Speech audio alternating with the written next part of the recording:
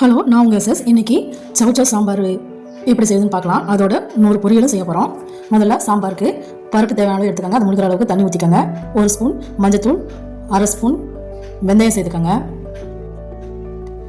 1 spoon சீரகம் சேர்த்துக்கோங்க,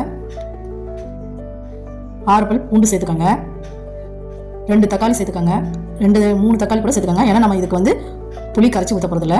தேவையான அளவு பெருங்காயத்தூள் சேர்த்துக்கோங்க, 1 ஸ்பூன் சமையல் எண்ணெய் சேர்த்துக்கோங்க. சேர்த்துட்டு 3 விசில் வர அளவுக்கு விட்டுட்டு அந்த அளவுக்கு வந்ததுக்கப்புறம் அதையும் மசிச்சு எடுத்துக்கோங்க. இந்த அளவுக்கு மசிச்சா போதும். அதுக்கப்புறம் ஒரு பாத்திரத்தில் 2 ஸ்பூன் சமையல் எண்ணெய் ஊற்றிக்கோங்க.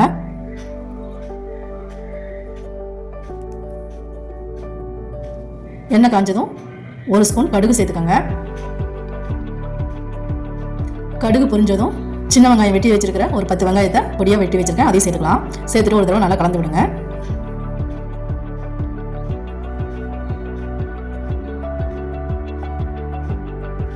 கால் ஸ்பூன் வெந்தயம் சேர்த்துக்கலாம். இது நல்லா மணத்தை கொடுக்கும். சேர்த்துட்டு அதையும் நல்லா கலந்து விட்டுருங்க. எண்ணெயில் வெந்தயம் போடக்கூடாது. வெங்காயம் சேர்த்ததுக்கப்புறம் போட்டால் தான் நல்லா பொரியாமல் இருக்கும். இப்போ 2 கொத்து கருவேப்பிலை சேர்த்துக்கலாம். சேர்த்துட்டு நல்லா கலந்து விடுங்க. வெங்காயம் கொஞ்சம் பொன்னிறமாக வரணும். இந்த அளவுக்கு பொன்னிறமாக வந்ததுக்கப்புறம் நம்ம சவுச்சவுக்காயை இந்த அளவுக்கு வெட்டி வச்சிருக்கோம், உருளைக்கிழங்கு மாதிரி கட் பண்ணி வச்சிருக்கோம், அதையே சேர்த்துக்கலாம். சேர்த்துட்டு ஒரு 2 நிமிஷம் நல்லா வதக்கி விடுங்க.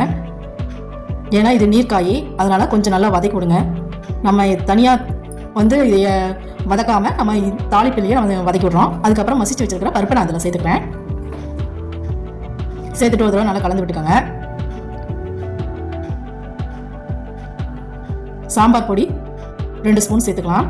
உங்களுக்கு எந்த அளவுக்கு வேணுமோ அந்த அளவுக்கு காரத்துக்கு ஏற்ற சேர்த்துக்கோங்க. நான் வந்து இது வீட்டில் அரைச்ச சாம்பார் பொடி கொஞ்சம் காரமாக இருக்கிறதுனால 2 ஸ்பூன் மட்டும் சேர்த்துக்கிறேன். 1 ஸ்பூன் மல்லித்தூள் சேர்த்துக்கலாம். தேவையான அளவு உப்பு சேர்த்துக்கலாம். சேர்த்துட்டு நல்லா கலந்து விடுங்க.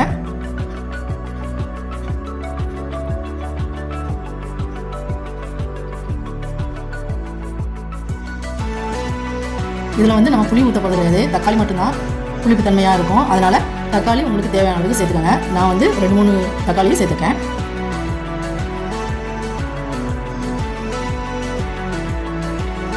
ஒரு 10 நிமிஷம் இதையை கொதிக்க விட்டுருங்க.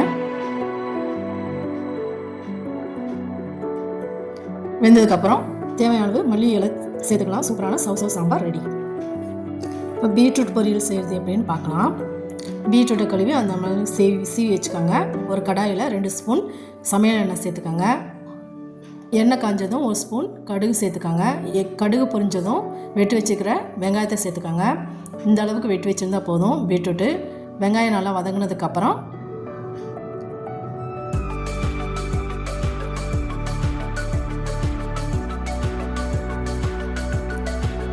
ஒரு கொத்து கருவேப்பிலை சேர்த்துக்கலாம். சேர்த்துட்டு நல்லா வதக்கி விடுங்க.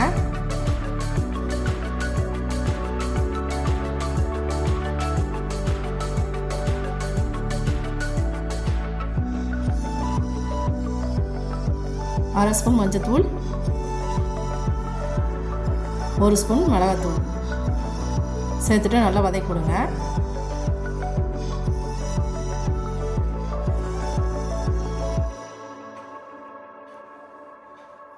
வெட்டி வச்சுருக்க பீட்ரூட் அதில் சேர்த்துக்கலாம். சேர்த்துட்டு நல்லா கலந்து விடுங்க.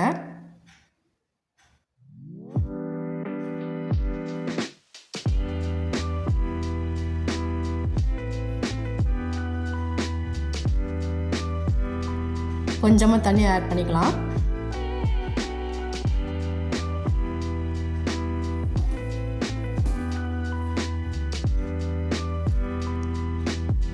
தேவையான அளவு உப்பு சேர்த்துக்கலாம்.